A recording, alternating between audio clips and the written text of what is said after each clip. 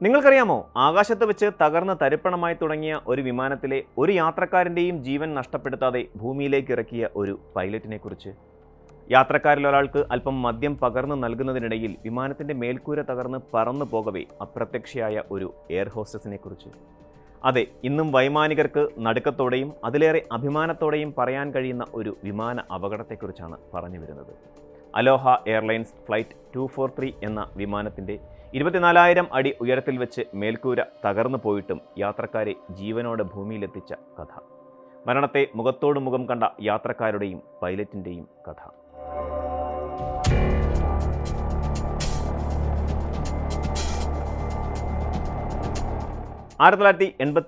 April 28 95 യാത്രക്കാരും 2 പൈലറ്റും 3 air ഹോസ്റ്റസുമാരും ഉൾപ്പെടെ 5 ജീവനക്കാരുമായി അലോഹ എയർലൈൻസ് ഫ്ലൈറ്റ് 243 യാത്രയ്ക്ക് സജ്ജമാകുന്നു. ആ 100 മനുഷ്യജീവനുകളുമായി അലോഹ എയർലൈൻസ് ഫ്ലൈറ്റ് 243 പറന്നുയർന്നു. അമേരിക്കൻ ഐക്യനാടുകളുടെ ഭാഗമായ ഹവായിയിലെ ഹിലോയിൽ നിന്നും ഹൊണോലുലുവിലേക്കായിരുന്നു ആ പറക്കൽ. വെറും 35 മിനിറ്റ് മാത്രം ദൈർഘ്യമുള്ള ആകാശയാത്ര. വിമാനത്തിൽ ഉള്ളവർ ഏറെയും വിനോദ സഞ്ചാരികൾ.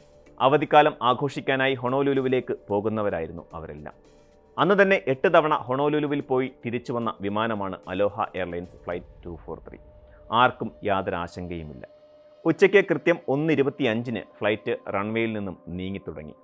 വളരെ സന്തോഷകരമായ നിമിഷങ്ങളും പ്രസന്നമായ അന്തരീക്ഷവും ആ മധ്യാഹ്നം കൂടുതൽ മനോഹരമാണെന്ന് ആ വിമാനത്തിലെ യാത്രക്കാർക്ക് തോന്നിയിട്ടുണ്ടെങ്കിൽ അത്ഭുതപ്പെടാനില്ലായിരുന്നു. കാരണം തെളിഞ്ഞ അന്തരീക്ഷവും അവധിയാഘോഷത്തിൻ്റെ ആവേശവും സർവോപരി ഹൊണോലുലുവിൻ്റെ പ്രകൃതി ഭംഗി ആസ്വദിക്കാനുള്ള ത്രില്ലുമെല്ലാം ഓരോ യാത്രക്കാരൻ്റെയും മുഖത്തുണ്ടായിരുന്നു.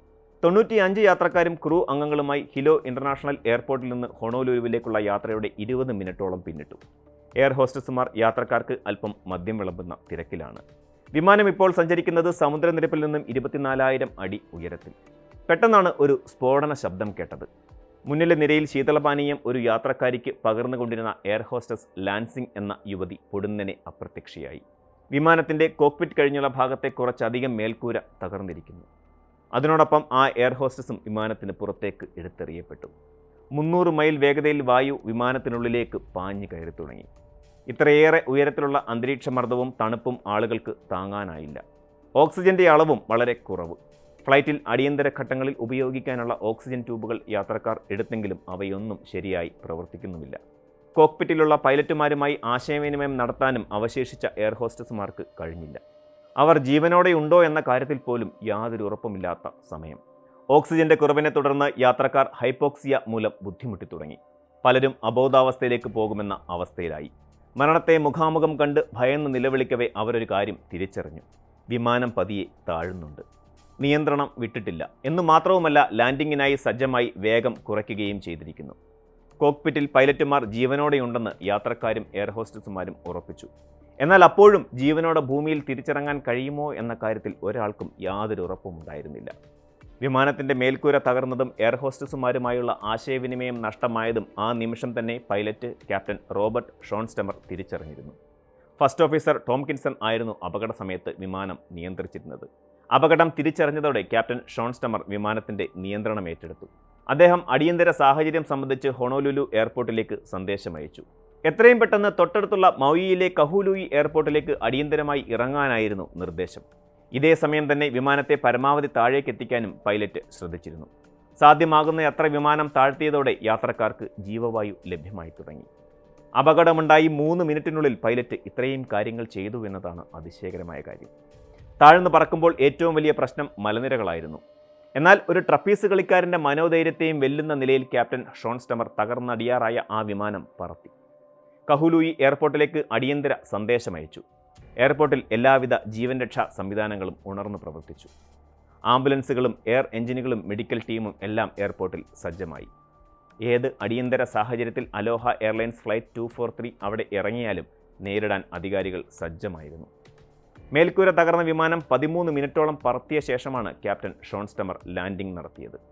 ലാൻഡിങ്ങിന് തൊട്ടു മുമ്പാണ് വിമാനത്തിൻ്റെ ഇടതെഞ്ചിൻ തകരാറിലായ വിവരം ക്യാപ്റ്റൻ മനസ്സിലാക്കിയത്. ലാൻഡിംഗ് ഗിയർ ശരിയായി പ്രവർത്തിക്കുമോ എന്ന് യാതൊരു ഉറപ്പുമില്ല. എങ്കിലും മരണവുമായി മൽപ്പിടുത്തം നടത്തി വിജയിക്കാൻ തന്നെയായിരുന്നു ക്യാപ്റ്റൻ ഷോൺസ്റ്റമർ തീരുമാനിച്ചത്. അപകടം നടന്ന് 13 മിനിറ്റിന് ശേഷം അലോഹ എയർലൈൻസ് ഫ്ലൈറ്റ് 243 മൊയിയിലെ കഹുലൂയി എയർപോർട്ടിലെ സാധാരണ റൺവേ 2-ൽ ഇറങ്ങി. ലാൻഡിങ്ങിന് ശേഷം വിമാനത്തിൻ്റെ എമർജൻസി വാതിലുകളിലൂടെ മുഴുവൻ യാത്രക്കാരെയും പുറത്തെത്തിച്ചു. യാത്രക്കാരിൽ 65 പേർക്ക് പരിക്കേറ്റിരുന്നു. ഇതിൽ 8 പേർക്ക് ഗുരുതരമായി പരിക്കേൽക്കുകയായിരുന്നു.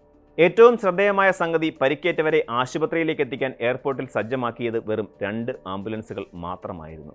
ആ ദ്വീപിൽ ആകെ ആ 2 ആംബുലൻസുകൾ മാത്രമായിരുന്നു ഉണ്ടായിരുന്നത് എന്നതാണ് സത്യം. ഓഫീസ് ജീവനക്കാരും മെക്കാനിക്കുകളും ഓടിച്ചിരുന്ന ടൂർ വാനിലാണ് പരിക്കേറ്റവരെ ആശുപത്രിയിലെത്തിച്ചത്. വിമാനത്തിലെ എയർ ഹോസ്റ്റസ് ആയിരുന്ന ലാൻസിങ്ങിനെ മാത്രമാണ് കാണാതായത്. ഈ യുവതിയെ തേടി അമേരിക്കയുടെ അന്വേഷണ സംഘങ്ങൾ വിവിധ സ്ഥലങ്ങളിൽ തിരച്ചിൽ നടത്തി. എന്നാൽ ലാൻസിങ്ങിൻ്റെ ശരീരഭാഗങ്ങൾ പോലും അവർക്ക് ലഭിച്ചില്ല. കടലിൻ്റെ അടിത്തട്ടിലേക്ക് ലാൻസിങ് വീണുപോയിരിക്കാമെന്ന നിഗമനത്തിൽ എല്ലാ അന്വേഷണങ്ങളും അവസാനിപ്പിച്ചു. 1969 നിർമ്മിച്ച വിമാനമായിരുന്നു അപകടത്തിൽപ്പെട്ട അലോഹ എയർലൈൻസിൻ്റെ ഫ്ലൈറ്റ് 243. N73711 ആയി രജിസ്റ്റർ ചെയ്ത ഒരു ബോയിങ് 737-297 വിമാനം അപകടത്തിന് മുമ്പ് 35,496 മണിക്കൂറുകൾ പറന്നിരുന്നു. 89,680 ഫ്ലൈറ്റ് സൈക്കിളുകൾ ഈ വിമാനം പൂർത്തിയാക്കിയിരുന്നു അത്രേ.